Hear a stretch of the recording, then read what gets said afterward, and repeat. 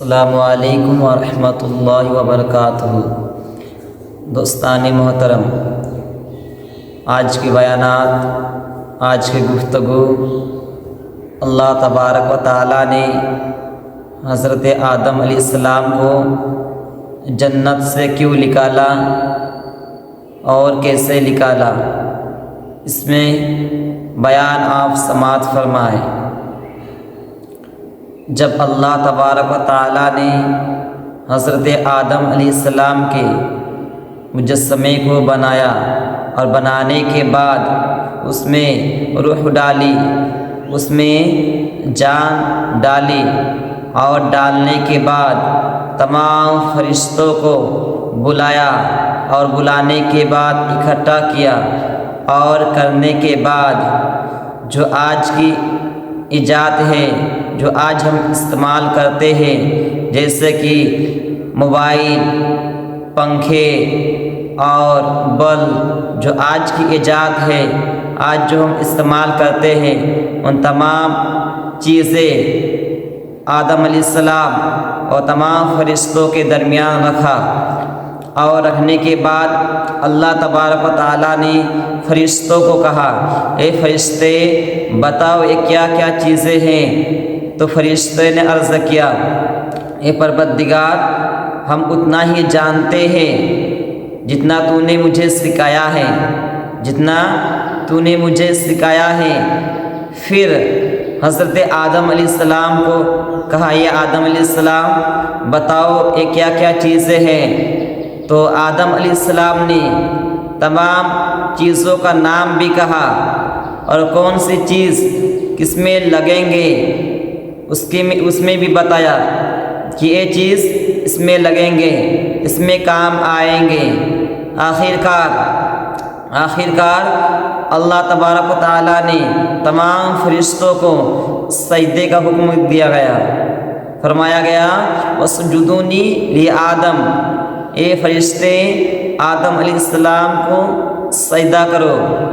اب جیسے ہی کہنا تھا، ابلیس نے کہا کہ اللہ یہ تو مٹی سے بنا ہے اور میں تو کہاں آگ سے بنا ہوں، یہ تو مٹی سے بنا ہے اور میں تو کہاں آگ سے بنا ہوں۔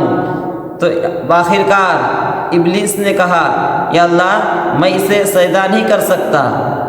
اب آخرکار اللہ نے حکم دیا اور تمام فرشتے جھک گئے سجدہ تعظیم کے لیے، لیکن سوائے ابلیس نہ جھکا، سوائے ابلیس نہ جھکا اور کہنے لگا کہ میں آگ سے بنا ہوں اور یہ مٹی سے بنا ہے۔ اب آخرکار جب تمام فرشتے پہلا سجدہ مکمل کر گئے، جب سر اٹھایا تو کیا دیکھتے ہیں کہ ابلیس کا چہرہ بگڑ گیا ہے، ابلیس کا چہرہ بگڑ گیا ہے۔ جب اس کو دیکھا تو تمام فرشتے پھر دوبارہ سجدہ کرنے لگے، شکرانہ سجدہ کرنے لگے۔ آخرکار اسی بات کو میں یہیں پر رکھ کچھ عرض کرنا چاہتا ہوں، کیا ابلیس کو معلوم نہ تھا کہ آخر یہ حکم ہے تو کس کا تھا؟ یہ حکم الہی کا تھا۔ اللہ نے ابلیس کو بھی بنایا تھا اور آدم علیہ السلام کو بھی بنایا تھا، تو ابلیس کو وہاں سوچنا چاہیے تھا کہ اللہ کا حکم ہے اور ہمیں ہر حال میں اللہ کا حکم کے مطابق چلنا پڑے گا۔ تو بہرحال ابلیس کو ابلیس قرار دے دیا اور تمام فرشتوں نے دیکھا کہ ابلیس کے چہرے بگڑ گئے ہیں، ابلیس کا چہرہ بگڑ گیا ہے۔ اب آخرکار جب ابلیس قرار دے دیا تو ابلیس نے بھی کچھ باتیں اللہ کے بارگاہ میں رکھا اور کہا کہ اللہ تو مجھے ابلیس قرار دے دیا ہے، ٹھیک ہے، لیکن میں کچھ مہلتیں چاہتا ہوں۔ تو اللہ نے فرمایا، بتاؤ کیا مہلتیں چاہتے ہو؟ تو ابلیس نے کہا کہ میں یہ چاہتا ہوں کہ مجھے لمبی زندگی دے، مجھے لمبی زندگی دے تاکہ تیرے بندے کو میں بھٹکا سکوں، تیرے بندے کو میں گمراہ کر سکوں۔ تو اللہ تبارک و تعالیٰ نے ابلیس کو کہا ٹھیک ہے، تجھے حضرت اسرافیل علیہ السلام کو سور پھونکنے تک تیری زندگی دیتے ہیں۔ جس دن حضرت اسرافیل علیہ السلام سور پھونکیں گے اسی دن تم فنا ہو جائے گا، اتنی دن کی تجھے مہلت اور زندگی دیتا ہوں۔ اب ابلیس کہنے لگا کہ ٹھیک ہے، اب تو مجھے تیرے بندے کو بھڑکانے میں اور گمراہ کرنے میں مزہ آئے گا۔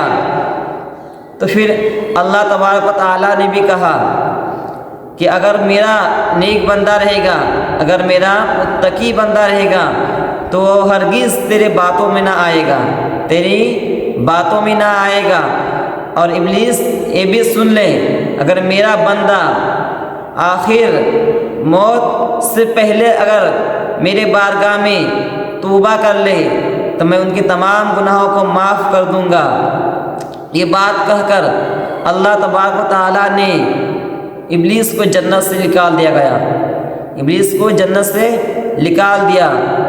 اور پھر دنیا میں آ کر ابلیس وسوسے ڈالنے لگا، آدم علیہ السلام کے پر وسوسے ڈالنے لگا۔ اور مختلف روایتیں ہیں، آپ سنے ہوں گے کہ حضرت آدم علیہ السلام نے جس شجرہ ممنوع کو جگہ جانے سے منع کیا تھا، آدم علیہ السلام نے اس جگہ پر جا کر گیہوں تناول فرما لیا تھا، اور ماں حوا کی باتوں میں آ کر گیہوں تناول فرما لیا تھا۔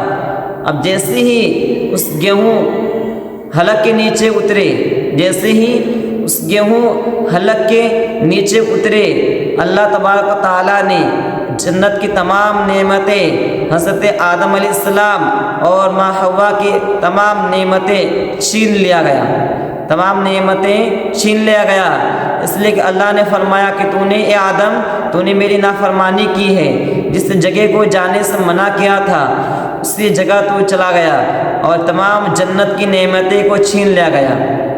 اب بہرحال جب جنت کی تمام نعمتوں کو چھین لیا اور ایک دوسرے کے سامنے کھڑے تھے تو تمام جنت کے لباس کو چھین لیا گیا، اور ایک دوسرے کے سامنے جب کھڑے تھے تو شرمندگی محسوس ہونے لگی، اور حضرت آدم ماں حوا سے دور بھاگنے لگے اور ماں حوا آدم علیہ السلام سے دور بھاگنے لگے۔ آخر کار اللہ تبارک و تعالیٰ نے حضرت آدم اور ماں حوا کو جنت سے نکال دیا گیا۔ اور اس پر ایک سوال پیدا ہوتا ہے کہ حضرت آدم علیہ السلام کو کس پہاڑ پر اتارا گیا تھا اور ماں حوا کو کس پہاڑ پر اتارا گیا تھا؟ تو آپ غور سے سماعت فرمائے۔ حضرت آدم علیہ السلام کو سرندیپ پہاڑ پر اتارا گیا تھا، اور ماں حوا کو جدہ شریف کا ایک پہاڑ کہا جاتا ہے، وہاں اتارا گیا تھا۔ دوستان محترم، اب حضرت آدم علیہ السلام روایت میں آیا ہے کہ 300 یا 350 سال بھٹکتے رہے اور روتے رہے، 300 سال یا 350 سال بھٹکتے اور روتے رہے۔ ایک دن حضور کے صدقے میں ان کی توبہ کو قبول، اللہ تبارک و تعالیٰ نے ان کی توبہ کو قبول کیا، اور جب ماں حوا سے ملاقات ہوئی تب جب ماں حوا کو دیکھا تو حضرت آدم علیہ السلام کو صحبت پیدا ہوئی، اس لیے کہ اللہ تبارک و تعالیٰ نے حضرت آدم علیہ السلام کے جسم اطہر پر صحبت بھی فرما دی تھی۔ جب آدم علیہ السلام نے ماں حوا کو دیکھا اور دیکھنے کے بعد اللہ سے عرض کیا، یا اللہ میں ماں حوا سے نکاح کرنا چاہتا ہوں، تو اللہ تبارک و تعالیٰ کا حکم ہوا کہ اے آدم علیہ السلام، اگر تم ماں حوا سے نکاح کرو گے تو اس کا دین مہر کیا ادا کرو گے؟ تو آدم علیہ السلام نے کہنے لگا کہ پروردگار عالم، میرے پاس نہ ہی مال و زال ہے، نہ ہی میرے پاس دھن اور دولت ہے، نہ ہی میرے پاس پیسہ اور روپیہ ہے، تو پھر میں کیا دین مہر ادا کروں گا؟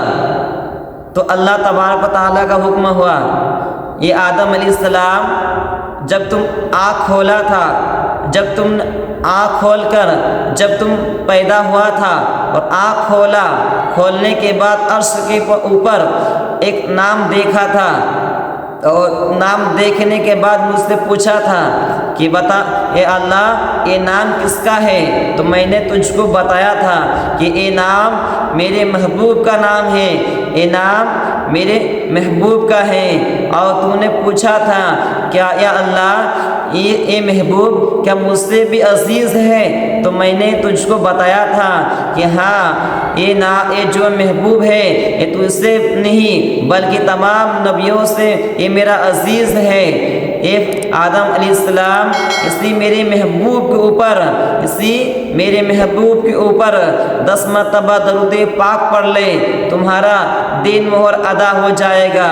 دوستان محترم، اب حضرت آدم علیہ السلام نے اس محمد مصطفیٰ صلی اللہ تعالیٰ علیہ وسلم کے اوپر 10 مرتبہ درود پاک پڑھا، اور پڑھنے کے بعد حضرت آدم علیہ السلام کا دین مہر ادا ہوا۔ دوستان محترم، سبحان اللہ، حضور کے اوپر 10 مرتبہ درود پاک پڑھا تو حضرت آدم علیہ السلام کا دین مہر ادا ہوا، اور ماں حوا کے ساتھ حضرت آدم علیہ السلام کا نکاح ہوا۔ دوستان محترم، اللہ تعالیٰ سے دعا ہے کہ میں نے جتنی بھی باتیں بیان کیا، اگر اس میں کسی طرح بھول چول ہوئی ہے تو اللہ کے بارگاہ میں میں توبہ کرتا ہوں، توبہ استغفر اللہ ربی من کل ذنب واتوب علیہ۔ السلام علیکم ورحمۃ اللہ وبرکاتہ۔